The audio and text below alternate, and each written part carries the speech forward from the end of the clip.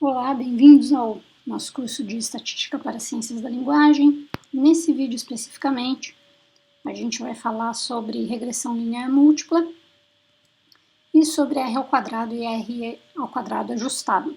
Esse vídeo conversa muito com os vídeos que nós já fizemos, então se você for continuar, é bom que você tenha visto o conteúdo anterior. O link para baixar o material que acompanha esse vídeo está na descrição do vídeo. Se a gente lembrar o que é uma regressão linear, a gente vai voltar naquela fórmula discutida já no último vídeo, que diz que a regressão linear é uma maneira da gente criar um modelo em que eu tenha um y que muda em função de um x. Então, a regressão linear vai me dar maneiras de modelar um conjunto de dados, fazendo com que, me dando ferramentas para que eu estude como y muda em função de x. O exemplo que a gente viu foi como as notas de magiabilidade mudam em função das notas de concretude. Não sei se uma coisa está causando a outra, mas o que eu sei é como a nota de magiabilidade muda em função de concretude, dado aquele modelo que a gente construiu nos vídeos anteriores. Quando eu faço uma regressão linear múltipla, eu também tenho uma relação de y com x, mas aí eu não tenho mais um x só, eu posso ter vários. Por exemplo, a nota de magiabilidade pode mudar com relação à nota de concretude, mas também com outras métricas que tenham a ver com quão familiar as pessoas são com aquela palavra. Né? Aqui, lembrando que aqui a gente continua lidando com o nosso conjunto de dados SPLEX. Então, dentro desse conjunto de dados, eu tenho, por exemplo, a nota de familiaridade, que me dá um indicativo de quão familiar as pessoas são com aquelas palavras, e também uma nota de frequência, quão frequente é aquela palavra numa língua. E eu posso, então, querer estudar como a nota de magiabilidade de uma palavra muda em função da concretude, de como a concretude daquela palavra é percebida, de como a familiaridade é percebida e de qual é a frequência daquela palavra numa língua. E é isso que a gente vai fazer aqui para entender como funciona uma regressão linear múltipla. Antes de começar, sempre lembrando que é bom você fazer um gráfico de dispersão para ver se as relações são lineares ou se há alguma relação não linear entre variável preditora e variável resposta. Aqui a gente tem 3 variáveis preditoras: concretude, familiaridade e frequência. Então a gente vai ver 3 gráficos. Aqui a gente tem concretude por imagiabilidade, a gente vê que tem uma relação linear, né, que dá para ser apreendida por uma linha, e essa linha tem um valor, um slope, né, uma inclinação positiva, né, ela está subindo. A gente vê que quando eu faço imagiabilidade por familiaridade, se a gente olhar a dispersão dos dados, também não tem nenhuma relação que não seja linear aqui. Né? Então, dá para a gente tratar esses dados a partir de uma regressão linear. E frequência, em vez de usar frequência, tá errado aqui, em vez de ser familiaridade, isso aqui é logaritmo de frequência. Né? Os eixos estão errados. Desculpa, aqui é imagiabilidade e aqui é logaritmo de frequência no eixo y. Em vez de usar frequência, eu estou usando logaritmo de frequência. A gente vai falar por que se usa logaritmo de frequência, logaritmo de tempo de resposta, quando a gente tratar de relações não lineares, tá? de transformações não lineares dos nossos conjuntos de dados. Mas, por enquanto, acredita em mim. Tá? E quando eu faço no eixo x logaritmo de frequência e no eixo y a nota de imagiabilidade, eu tenho também uma dispersão de dados, que, se a gente lembrar aqui, corresponde a uma correlação linear próxima de zero, né? Ou seja, essa linha não está nem descendo nem subindo, mas seria uma correlação em que, se eu fosse traçar uma linha, ela ficaria meio que reta, né? Que é mais ou menos o que a gente tem aqui. Se vocês olharem bem para essa reta, que é a reta que melhor acompanha essa dispersão aqui, ela desce um pouquinho, mas muito pouco, um valor muito próximo de zero, tá? Então, quando a gente faz essa inspeção, o que a gente quer saber é se a distribuição tem tendências mais ou menos desse tipo, né? O que a gente não quer é encontrar tendências assim, ó. Esses casos, por exemplo, aqui de não linearidade. Porque se eu tenho casos não lineares, então não vai ser uma regressão linear que vai explicar melhor aqueles dados ali. E aí eu crio o modelo do modo como a gente já vinha criando nos outros vídeos. Aqui eu estou criando dois modelos, tá? Eu importei o conjunto de dados. Eu vou ajustar um modelo, que é o modelo .c, que só vai ver imagiabilidade em função de concretude. Eu estou fazendo esse modelo .c só para fins didáticos, só para a gente comparar. Não significa que quando a gente faz um modelo de regressão múltipla tem que fazer modelo de regressão simples. Não, é só para comparar. Então aqui eu tenho imagiabilidade em função de concretude e aqui embaixo eu tenho esse modelo .cffr, né, que é um modelo de concretude, familiaridade e frequência como variáveis preditoras. Eu sempre gosto de dar nomes que eu consiga lembrar depois o que está dentro daquele modelo, em vez de simplesmente chamar de modelo, tá? Então, por isso que eu dei esses nomes aqui. E aí vocês vão ver que a sintaxe é igual, também usando a função LM, que a gente já vinha usando. A única diferença é que eu vou colocar concretude mais familiaridade, né? Eu adiciono aqui ó, com mais, para dizer que eu quero modelar a imagiabilidade em função de concretude, mais familiaridade, mais... Aí a nossa coluna de frequência chama FRQ, né, no conjunto de dados. Aqui eu estou pegando o logaritmo, tá? O log de frequência. E do nosso conjunto SPLEX. Não passei pelo conjunto porque a gente já viu bastante nesse curso aqui, imagino que vocês já estejam acostumados com ele. E aí a gente vai ver então o resultado desses modelos para ver como uma regressão linear múltipla difere de uma regressão linear simples. Vamos olhar intercepto e slope apenas, tá? Por enquanto, nesse curso, a gente está começando só vendo intercepto e slope, que são medidas que servem para descrever essas formas geométricas, aí, essas linhas, essas retas que a gente está construindo. Então, eu posso fazer isso pegando a função summary, né? Aqui a gente tem um summary de modelo .c, tudo aqui.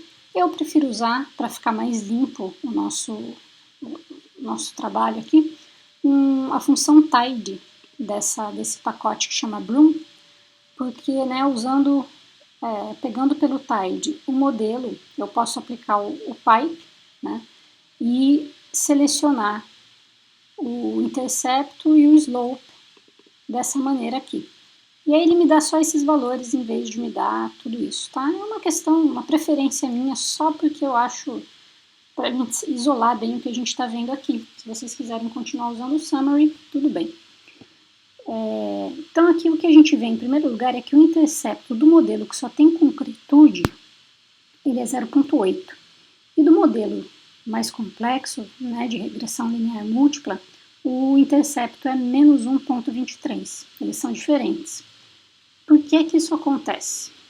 Acontece porque a regressão linear múltipla é diferente de várias regressões lineares simples. Aqui, o que esse modelo está fazendo, né, esse modelo mais complexo, não é ajustar um modelo para concretude, um para familiaridade e um para logaritmo de frequência. Ele está ajustando tudo isso ao mesmo tempo. Vamos ver aqui. O intercepto, vale lembrar, é o valor de y quando x é igual a zero. A gente já viu isso em outros vídeos.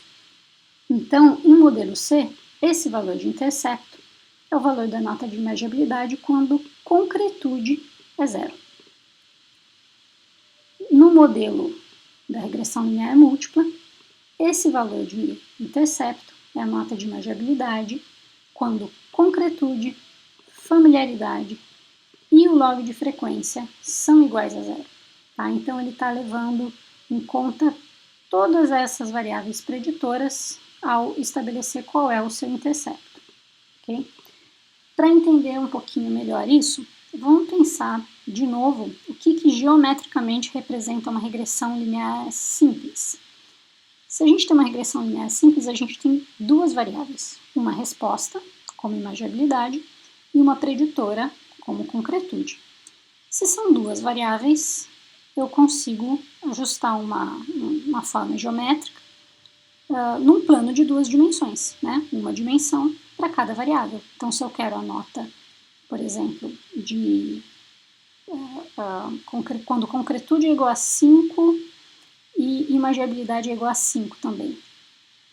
Né? Eu tenho, quer dizer, quando concretude é igual a 5, qual é a nota de imagiabilidade? Eu subo aqui, segundo esse modelo, imagiabilidade também vai ter uma nota próxima a 5. Eu sei disso porque eu ajustei uma reta, usando duas dimensões, tá? Então, quando eu estou ajustando o modelo, eu estou ajustando lá alguma coisa que tem que considerar tantas dimensões quanto aquelas que eu tenho no meu modelo.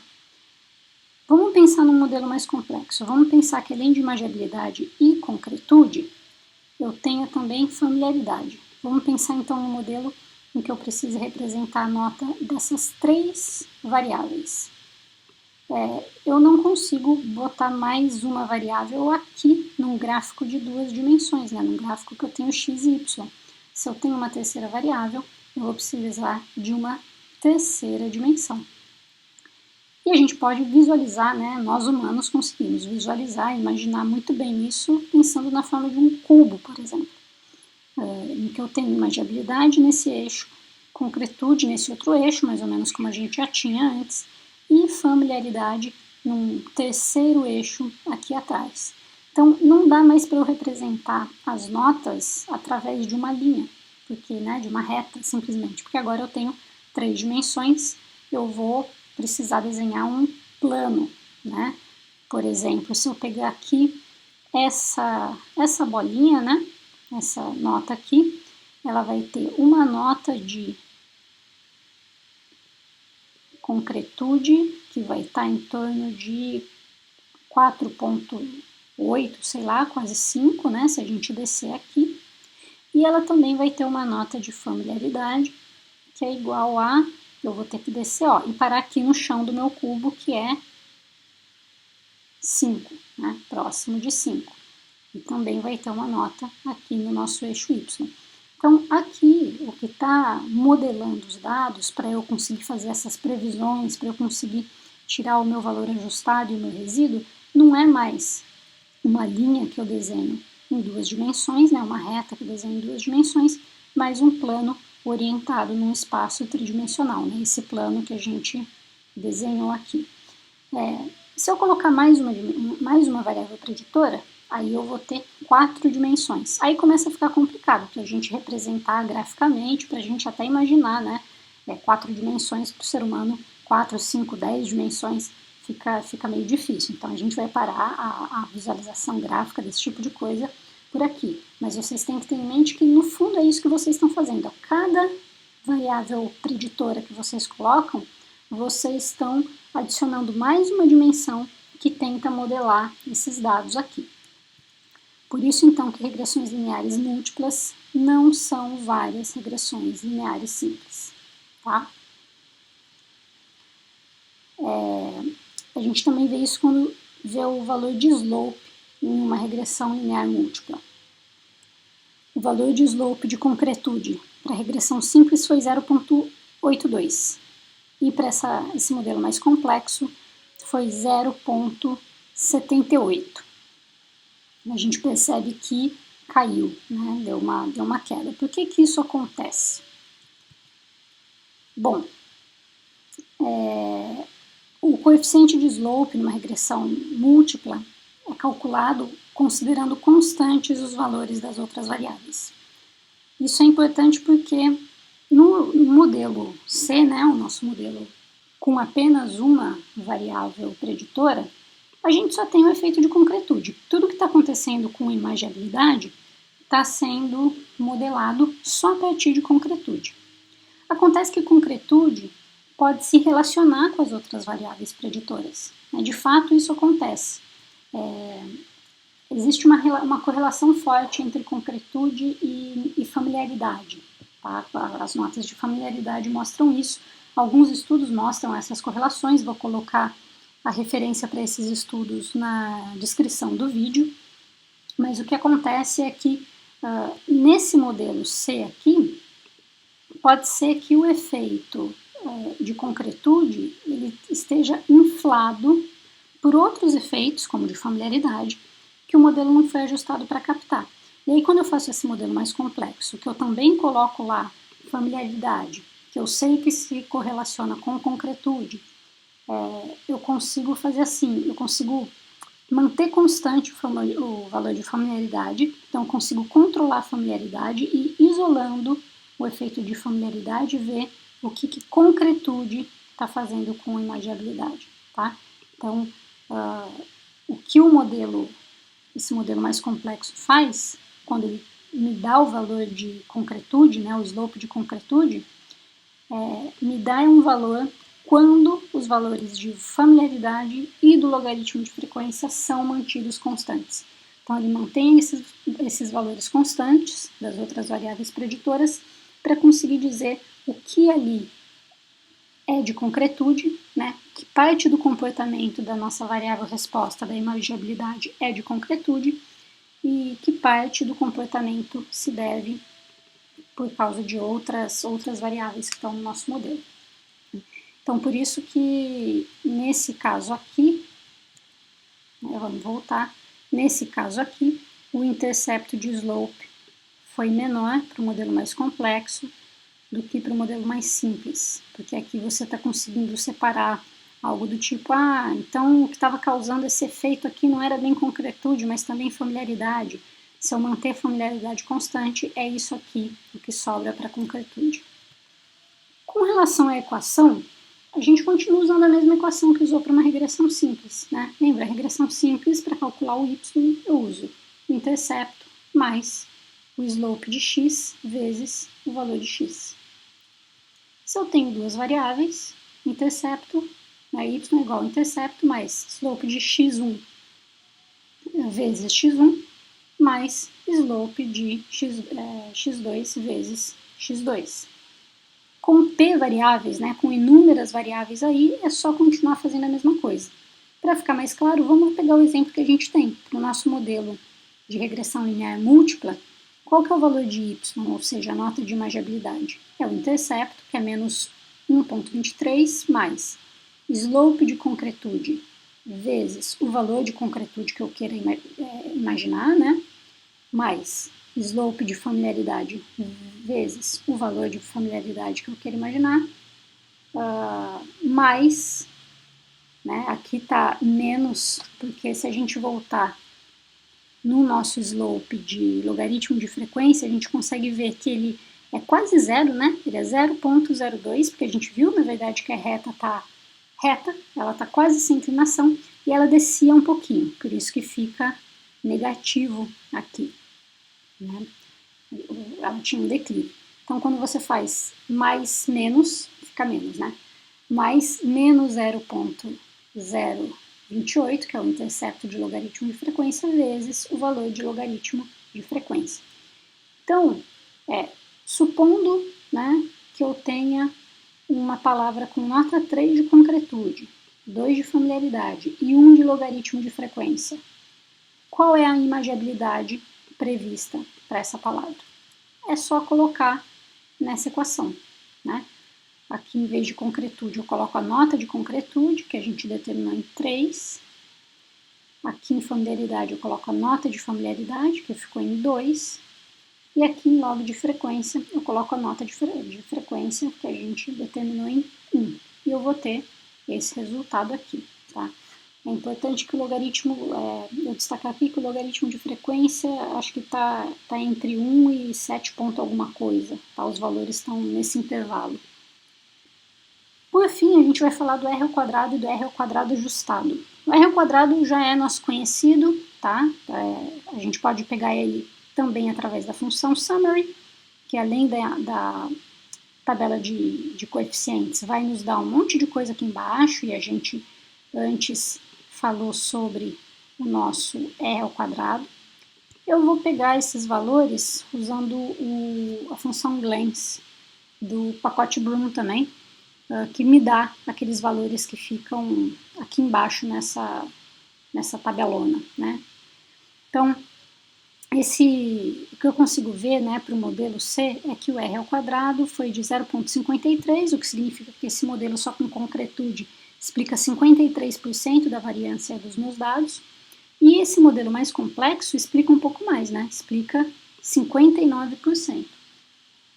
Assim, via de regra, quanto mais variáveis preditoras eu tenho num modelo, maiores as chances desse R ao quadrado subir, né? Porque você está colocando mais informação para modelar os seus dados. Isso pode parecer bom a princípio, mas pode causar um problema de sobreajuste, que eu vou discutir daqui a pouquinho, vou falar daqui a pouco. Mas o que eu quero apontar aqui é que você não tem que colocar no modelo tudo que você tem, né? É bom você pensar assim, o que você acha que está modelando aquele fenômeno que você está estudando. Faça uma seleção de variáveis preditoras que seja dada por uma revisão de literatura consistente, em vez de simplesmente pegar tudo e ver o que está acontecendo ali. Tá? A estatística é uma ferramenta. Tá? A gente tem que estudar, a gente tem que usar a estatística como uma ferramenta para olhar os nossos dados a partir de uma teoria pré-estabelecida. Então, a partir da teoria você vai estabelecer suas variáveis preditoras, em vez de simplesmente colocar todas as que você tem disponíveis ali. Então, aqui o que acontece é que se você aumenta o número de variáveis preditoras, você aumenta esse R ao quadrado, e aí fica muito interessante, quando a gente tem esses modelos complexos, olhar um número que chama R ao quadrado ajustado, tá? Que aqui foi de 0,52 e aqui 0,58. Perceba que ele é sempre um pouquinho menor que o R ao quadrado. Como é que ele é calculado? A gente não precisa saber essa fórmula de cabeça, mas eu quis deixar ela aqui para que vocês saibam o que está em jogo, o que faz com que um R ao quadrado ajustado seja maior ou menor. Bom, ele é calculado a partir do valor do R ao quadrado, que a gente já viu em outro vídeo, e um outro parâmetro dele, um outro valor importante para ele, é o número de parâmetros do modelo. E isso engloba as variáveis preditoras que você tem. Então, quanto maior esse valor, esse K, que está aqui embaixo na nossa equação, perceba que quanto maior for esse número, menor vai ser o valor de R ao quadrado ajustado. Então, quanto mais você coloca a variável preditora, mais você penaliza, né, esse valor de R ao quadrado ajustado. Por que a gente precisa dele? Tá? Geralmente os valores vão ser quase idênticos. O valor de R ao quadrado ajustado diminui consideravelmente conforme o modelo vai ganhando mais variáveis por causa dessa equação aqui que a gente acabou de ver. E essa penalização é feita para evitar sobreajuste. Sobreajuste é mais ou menos isso aqui. Né? Imagina que você tem esses pontinhos, que são seus dados observados, né? E aí você ajusta um modelo, uma regressão linear que faz essa reta. Essa reta é um modelo, ela não passa em cima dos seus pontos, né? A gente vai ter 2, 3 pontos que quase caem em cima da reta, os outros estão um pouquinho distantes, o que gera um resíduo, que a gente já viu o que é resíduo, né? Mas a reta é um modelo, ela permite que você generalize, que você consiga imaginar qual que seria o valor de y nesse intervalo aqui de x, dada essa distribuição de dados. Sobreajuste seria o que acontece com essa outra linha azul aqui, né? Um exemplo, em que você não tem resíduo, né? Perceba que a linha está passando exatamente nos pontos. Aí você fala, então esse modelo é melhor, porque ele está completamente ajustado. Mas esse modelo ele não é generalizável, porque para onde ele vai depois? Isso aqui sobe, isso aqui desce, não tem uma tendência. É difícil você modelar e explicar outros valores que não esses, né, que a linha está passando aí por cima, esses dados que você já tem.